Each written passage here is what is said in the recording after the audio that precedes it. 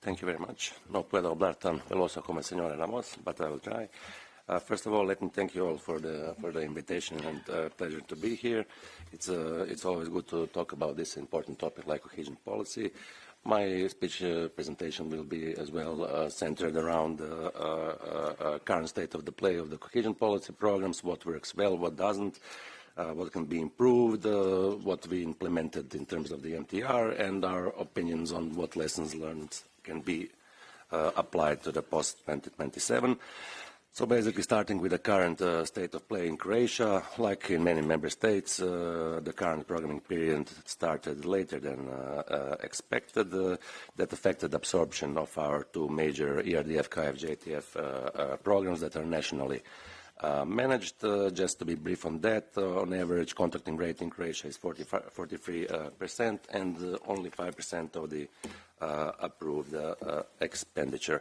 So basically more than halfway through the current programming period, the level of payments claimed to the Commission is very slow, and owing to the, I would say, nothing new here, but obvious reasons. This is the late adoption of the regulation that governs our policy, cohesion policy.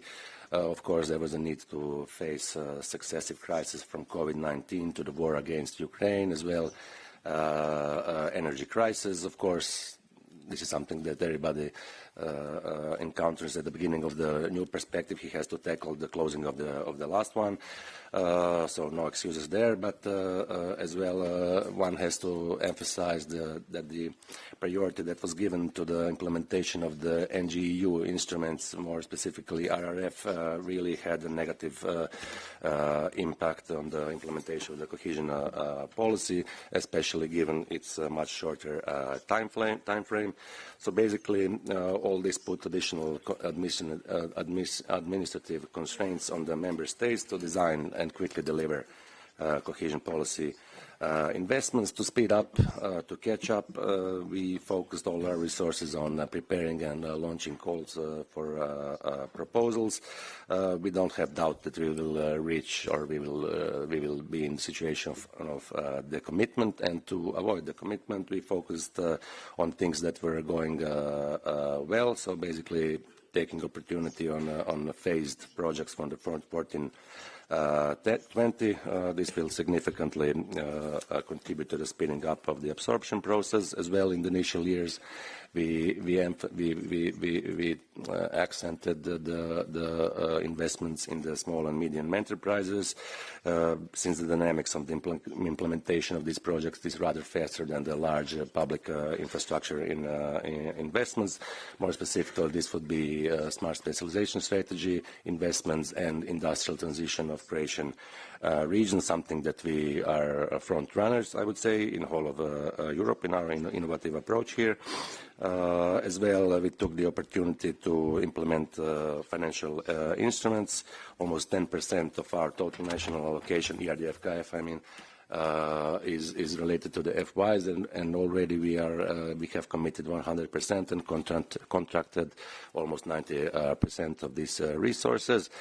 In terms of what is going less well, we face challenges that we already recognized at the closure, I would say, of the 14-20, and this is the increase of prices, mainly due to the disbalance in the supply and demand, since there is not enough interest from the large international companies, while our local and regional markets are not as strong to cover all the needs, which often result then in turn lead to, I would say, to a low number of bids in the procurement procedures, high prices, delays, and inadequate performances as well. So majority of projects as well, what we experience, are delayed by the contractors, and this is, I would say, a problem in the construction sector that overpasses our competence as cohesion policy authorities, that we lack workforce. Besides the problems with market, of course, there is I have to emphasize again a large problem regarding administrative capacities, and this is that we have the simultaneous implementation of the RRF and the cohesion policy. Basically, the management and control system in Croatia is the one dealing with the RRF as well.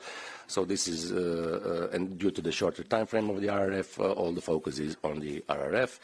Not only that, it's fund cannibalism as well, meaning that all mature projects are directed to the RRF. This is where cohesion policy again loses. So apart from greater usage of the SEOs and FNLCs, and in terms of the simplification in this current perspective, we just need, I would say, regulatory stability, until the end of this financial perspective to lead this perspective to its peaceful end, so to say. Regarding the amendments that took time before 1st of April.